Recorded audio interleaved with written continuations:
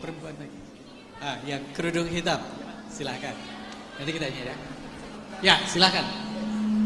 Oke, baik, terima kasih Mas Haji atas kesempatannya dan Mas nama Anies. prodi Ya. secara singkat ya. Baik, perkenalkan nama saya Farel Alfariza Kurniawan dari prodi Ilmu Politik. Panggilannya? Ini buat di sini. Nama panggilannya? Nama panggilannya Ya. Farel. Farel. Ya, izin bertanya Mas Anies. Apabila Mas Anies terpilih menjadi presiden nantinya, menjadi presiden ke-8, ya, izinkan saya melanjutkan bahwa saat ini sebelum pendaftaran Mas Anies didukung oleh 3 partai yang misalkan nantinya akan terpilih, berarti akan 3 partai menjadi tim pemerintah, sedangkan Mas Anies pasti punya kebijakan. Dan kebijakan pasti ada dasar hukumnya, yaitu undang-undang ataupun peraturan lainnya yang harus disetujui oleh DPR. Apabila misalkan DPR hanya yang mendukung pemerintah adalah 3, berbanding dengan oposisi yang lainnya, bagaimana strategi Mas Anies untuk bisa membuat kebijakan yang bisa diterima oleh seluruh fraksi, khususnya di DPR, agar kebijakan-kebijakan yang Mas Anies harapkan ataupun yang dirancang oleh Mas Anies dan tim pemenangan ataupun tim lainnya dalam merancang Indonesia kemana ke masa hadapan itu seperti apa? Terima kasih.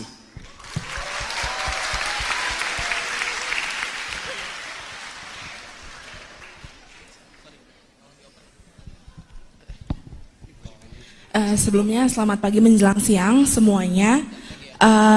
Saya izin mengucapkan terima kasih terlebih dahulu atas kesempatannya untuk bertanya. Perkenalkan, saya Irma Josephine dari Ilmu Hubungan Internasional 2023. Sebelumnya dari pemaparan sampai tanya jawab oleh para panelis pada hari ini, Pak Anies Baswedan seringkali menyebutkan kata kesejahteraan dalam jawaban maupun pemaparannya. Nah Pak, kebetulan saya berasal dari keluarga dengan ayah seorang PNS. Saya ingin bertanya kepada Bapak mengenai mencapai kesejahteraan tersebut, apa yang akan Bapak lakukan sebagai presiden jika nantinya terpilih, padahal utang janji Bapak pada PNS pada saat pandemi waktu itu saja belum Bapak lunasi mengenai pinjaman gaji para PNS yang Bapak gunakan untuk menangani pandemi pada saat itu. Beberapa PNS menyatakan bahwa beberapa persen dari gaji mereka belum dikembalikan oleh Bapak. Jadi bagaimana pertanggungjawaban Bapak nantinya untuk hal tersebut dan untuk kesejahteraan Indonesia ke depannya? Saya juga menyadari bahwa ada beberapa pertanyaan daripada para panelis di depan tadi yang belum sempat Bapak jawab, yaitu mengenai strategi diplomatik Indonesia sebagai pemimpin global dan juga mengenai realitas permasalahan aborsi yang belum terselesaikan dan belum mencakup korban-korban kekerasan seksual di Indonesia ini. Terima kasih.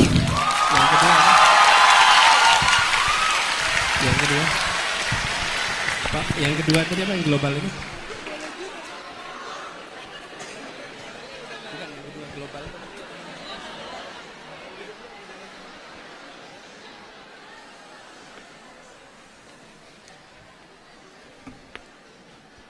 Baiklah, sebelumnya terima kasih atas kesempatannya.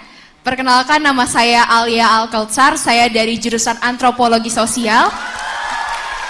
Oke, baik, pertanyaan saya yang pertama adalah, jadi Pak, yang seperti yang kita ketahui bahwa sebenarnya kontribusi dalam pemilu itu ibu-ibunya lebih banyak Pak.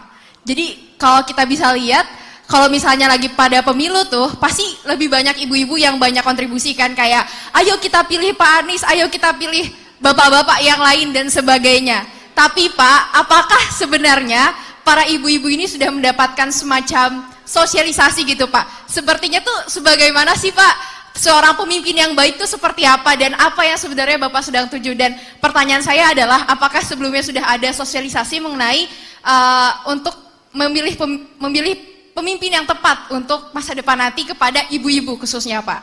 Nah, dan berikutnya pertanyaan saya adalah, Pak, kita teman-teman yang punya yang sudah mendapatkan beasiswa LPDP itu selalu digetolkan gitu ya Pak, bilang katanya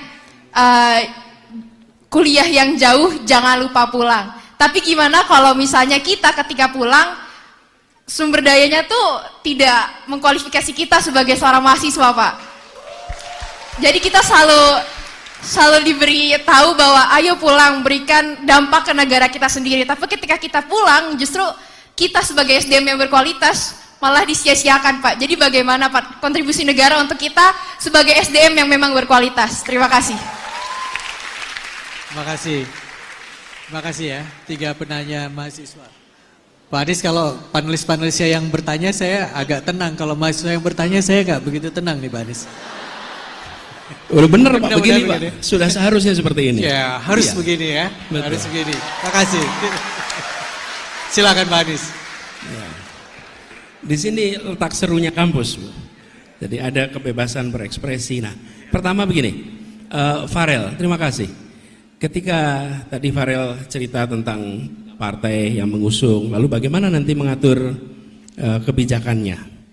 Ketika di DPR kemudian berada dalam posisi bukan mayoritas. Ya. Nah, tentu secara umum kita ingin agar perolehannya di pemilu juga tinggi.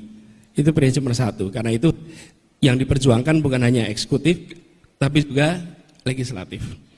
Tapi pada akhirnya kekuatan proposal kebijakan itu pada konten kebijakannya.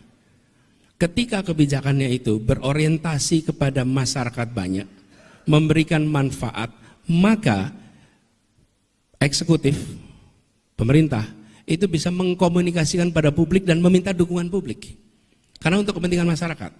Nah, kami merasakan ketika di Jakarta dulu, saya mengikuti pilkada tidak bersama dengan pileg. Jadi partai yang mendukung, ada 9 partai di dalam DPRD, dan yang mendukung kami hanya 2. Yang 7 tidak dalam posisi mendukung. Tapi apa yang terjadi? Persuasi, sampaikan gagasan yang tadi saya sampaikan, gagasan-gagasan disampaikan, argumen dibangun, data-data dikumpulkan, sehingga itu menjadi sebuah kekuatan. Jadi kita melihat kekuatan ide, kepentingan umum itu sebagai faktor terbesar. Nah, kalau kebijakannya, nih contoh nih, kalau kebijakannya tidak mementingkan kepentingan umum, ya, kemudian dia partisan, maka dia perlu otot politik buat jalan. Karena kalau tidak ada otot politik, ide itu nggak bisa jalan. Kenapa? Karena dia tidak menggunakan data, dia tidak menggunakan dasar saintifik, karena itu dia butuhnya otot politik. Tapi ide yang baik, ide yang memberikan manfaat pada orang banyak, itu idenya sendiri punya otot gitu. Idenya sendiri punya daya tarik, idenya sendiri bisa jalan. Jadi saya melihat bahwa cara itu yang harus kita gunakan. Gitu ya, Farel. Terima kasih.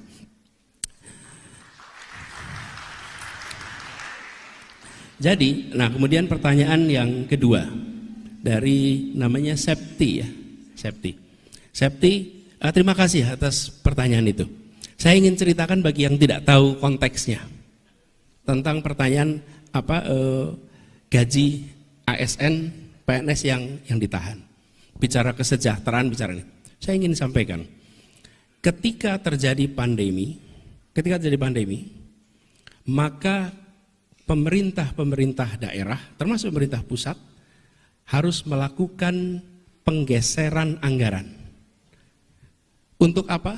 Untuk membantu penanganan COVID. 2 aspek.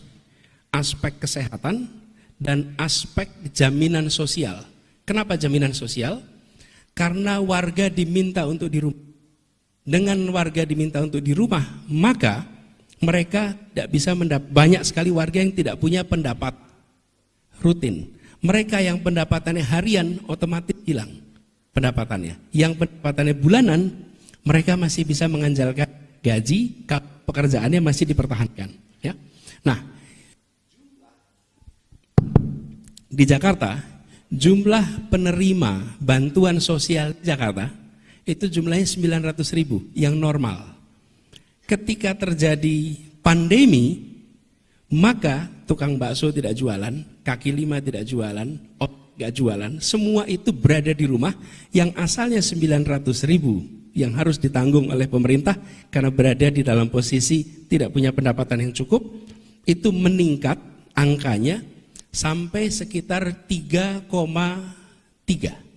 juta keluarga. 900.000 itu keluarga. Maaf. 1,6 juta, 1,6 juta yang harus ditangani. Saya coba cek datanya sebentar ya supaya tidak keliru. Jadi ketika kemudian jumlahnya melonjak, saya beri tahu angka ini karena bergeser. Kalau nggak salah di awal itu 2,4, sesudah itu menjadi 1,6 karena kemudian ada penyesuaian terkait dengan perubahan kondisi mereka. Nah, Anda bayangkan ketika bantuan sosial yang 900.000 itu 900.000 keluarga terima, lalu berubah menjadi 2,4 juta yang harus terima. Itu artinya 2/3 penduduk Jakarta harus diberi uang oleh pemerintah, harus diberi bantuan sembako oleh pemerintah. Oke. Jadi saya sebagai gubernur pada waktu itu mengumpulkan ASN dan saya membuat rekaman, kalau boleh Bung ke BEM dan itu saya berikan nanti link rekaman, Anda lihat rekamannya. Pada waktu itu saya berbicara pada seluruh ASN. Sekarang ini ada uang nilainya 1,6 triliun mau dipakai untuk 60.000 ASN atau mau dipakai untuk menghidupi 2,4 juta keluarga di seluruh Jakarta. Itu TKD-nya, tunjangan kinerja daerah. Jadi saya katakan pada ASN, kami teruskan uang ini pada Anda dan diterima oleh 60.000 ASN. Atau Anda hibahkan uang ini kepada warga Jakarta dan beritahu anak istri, suami, bahwa uang itu bukan diberikan untuk pemerintah, uang itu diberikan pada tetangga Anda yang hari ini tidak punya pendapatan karena mereka terdampak oleh pandemi. Kabari pada mereka. Kabarkan pada mereka bahwa ini adalah bantuan sosial dari Anda untuk mereka. Jadi ini bukan uang potongan, bukan dipotong untuk kredit, bukan. Ini adalah Anda diminta untuk mengurangi dan bukan gajinya, tapi tunjangan kinerjanya. Dan di Jakarta, tunjangan itu cukup besar. Jadi kalau Anda masuk ke Jakarta, itu fresh graduate, nilainya bisa 19 juta. Bisa lebih tinggi daripada perusahaan-perusahaan lain. Apa? Kita membutuhkan bantuan ini untuk memberikan, karena kita nggak. Jadi dibagi dua, 25% dihibahkan, 25% ditahan dan dikembalikan ketika anggaran kita sudah kembali. Oke? Jadi 25% itu hibah, memang diberikan. Potongnya 50%. Lalu 25% langsung tidak dikembalikan, 25% dikembalikan. Nah, jadi pemotongan itu bukan pemotongan untuk beli alat kesehatan, bukan pemotongan untuk vaksin, itu pemotongan jadi beras, yang menjadi gula, yang menjadi sembako bagi tetangga-tetangga para ASN yang ada di Jakarta. Itu sebabnya di awal, Prof. Haji, di awal ASN itu menolak ketika mendengar kabar pemotongan, karena mereka terbiasa pemotongan untuk aktivitas-aktivitas macam-macam. Setelah dijelaskan bahwa ini langsung untuk sembako, saya katakan pada mereka, lihat dada Anda, di situ ada tulisan abdi negara, jalankan tugas sebagai abdi negara, berikan 50% itu karena Anda adalah yang terdepan untuk merawat Indonesia kita. Oke? Nah, 25% harus dikembalikan. Kapan dikembalikannya? Ketika APB DKI Jakarta sudah kembali.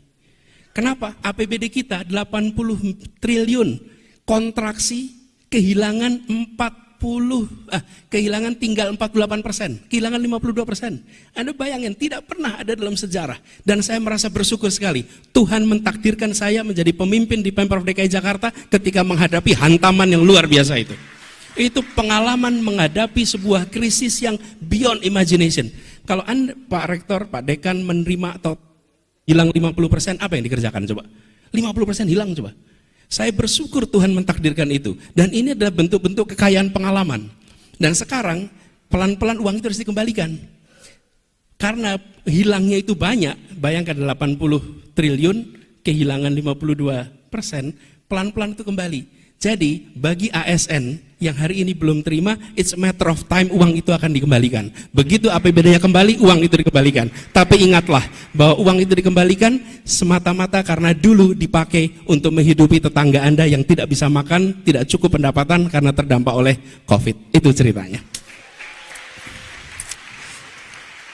Kemudian yang kedua, yang tadi belum dijawab, itu terkait dengan global itu apa ya tadi global itu Pak? Satu itu yang tadi value based. Value based, strategi diplomasinya itu value based. Kemudian ke depan kita tunjukkan posisi kita. Lalu terkait dengan isu yang terakhir, saya katakan dua-duanya, isu masyarakat adat maupun isu aborsi sama. Bicarakan lengkap. Untuk kepentingan apa? Kepentingan masyarakat adat yang nomor satu. Yang kedua, kepentingan korban, kepentingan perempuan. Ketika bicara tentang perempuan, maka bicaranya bukan hanya dalam kasus kecil ini, kasus mikro, tapi bicarakan dari mulai menghormati perempuan, membuat agar mulai dari catcalling itu menjadi sesuatu yang salah, sampai kepada bagaimana kita menghargai perempuan. Saya sering sampaikan, kalau kita lihat ini mindset kita harus diubah, pandang perempuan sebagaimana kita memandang ibu kita. Jadi hormati, hargai, lindungi. Dan di masyarakat ada 4 dari sini, perempuan, anak, lansia, penyandang disabilitas. Bila negara memperhatikan 4 itu, maka sisanya yang lain akan lebih baik. Nah, jadi terkait pada aborsi sama. Seperti juga masyarakat adat, kumpulkan siapa saja pakarnya, masyarakat korbannya, NGO yang selama ini menangani para korban. Oke, kemudian unsur pemerintah, lalu kemudian fasilitator, dan disitulah kemudian memunculkan policy option. Tapi ujungnya apa? Kepentingan korban, kepentingan perempuan yang nomor satu. Gitu jawabnya, sama saja dua-duanya. Pak Anies, saya rasa yang terakhir tadi mengenai pendidikan politik atau sosial politik untuk kaum ibu ya, perempuan ya. Ya, terima kasih. Boleh, makasih. Yang terkait terakhir ini, maaf namanya siapa tadi Pak? Bu Alia. Alia, terima kasih. Jadi ibu adalah faktor yang sangat penting. Menurut saya bukan hanya dalam urusan politik, tapi tiang negara, tiang keluarga, dan penentu sangat mendasar pada pembekalan pendidikan anak-anaknya. Nah, mereka menjadi bukan hanya aktif di dalam aktivitas keluarga, tapi kalau saya melihat pembangunan ke depan terkait kesejahteraan, kita harus mengandalkan peran ibu. Saya mau cerita Jakarta saja Pak. Apa? PKK. PKK itu instrumental sekali untuk meningkatkan kesejahteraan di keluarga dan di lingkungan. Ada namanya Dasa Wisma, satu ibu mengelola 10 sampai 20 keluarga yang dalam pantauannya. Kami di Jakarta mengandalkan program-program itu dengan ibu-ibu ujung. Dan ibu-ibu PKK itu lebih tahu di masyarakatnya dibanding petugas pemerintahan manapun juga. Dia yang paling tahu. Dan ketika kami melakukan sensus Pak, itu ada namanya Jakarta 1 program data. Itu adalah sebuah program kita mengumpulkan data tentang masyarakat. Kita mengandalkan siapa menjadi enumerator, bukan pemerintah, tapi ibu-ibu PKK. Dan ibu-ibu PKK itu lebih tahu jumlah penduduk daripada penduduk dinas Dukcapil kita. Kenapa? Dia tahu rumah ini isinya berapa, rumah itu isinya berapa, kos-kosannya berapa, siapa sehat, siapa sakit. Jadi kami melihat bukan hanya sebagai media untuk sosialisasi, tapi ibu-ibu adalah penggerak pembangunan paling depan dan organisasinya sudah ada. Hanya selama ini pemerintah tidak mengoptimalkan peran ibu dan lewat PKK ini. Padahal seluruh Indonesia ada. Lewat ibu-ibu itu program akan jalan dengan luar biasa. Pasti luar biasa. PKK itu. Terima kasih. Baik. Terima kasih Pak Anies. Wah, ini waktunya kok pas banget. 11.30 waktu kita habis ya. Tapi saya